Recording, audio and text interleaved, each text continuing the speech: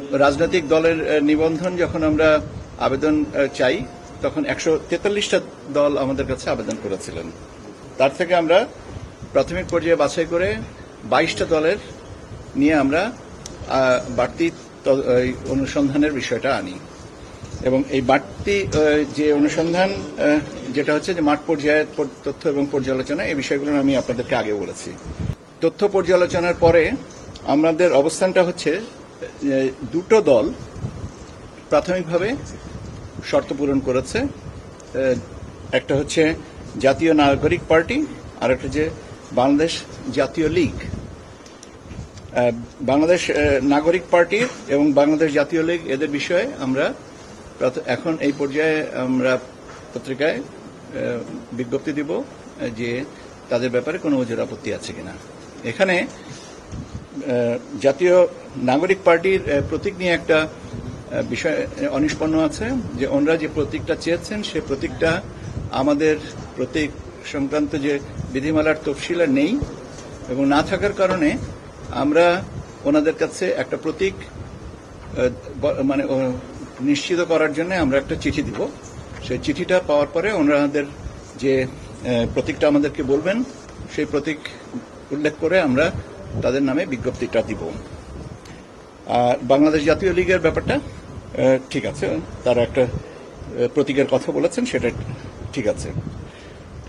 নিবন্ধনের বিষয়ে আর কয়েকটা দলকে আমাদের অধিকতর পর্যালোচনা লাগবে, সেটা আমাদের এখানে সচিবালয় পর্যায়ে এবং কিছুটা মাঠ পর্যায়ে।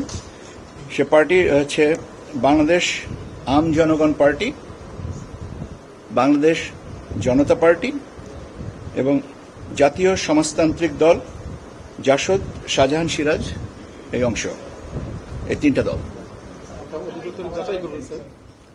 হ্যাঁ, অধিকতর যাচাই এটা করতে হবে।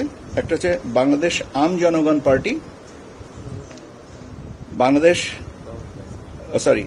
জাতীয় জনতা পার্টি এবং জাতীয় সমাজতান্ত্রিক দল জাসদ শাহজাহান সিরাজ অংশ।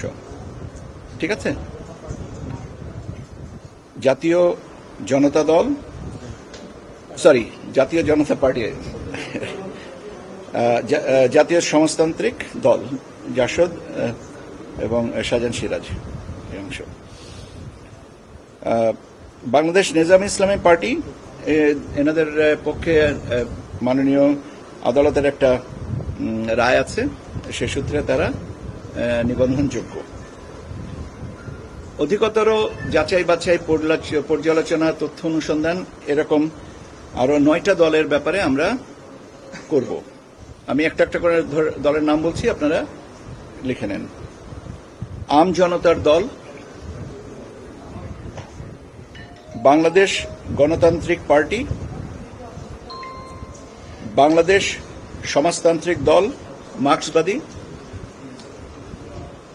Bangladesh justice and development party,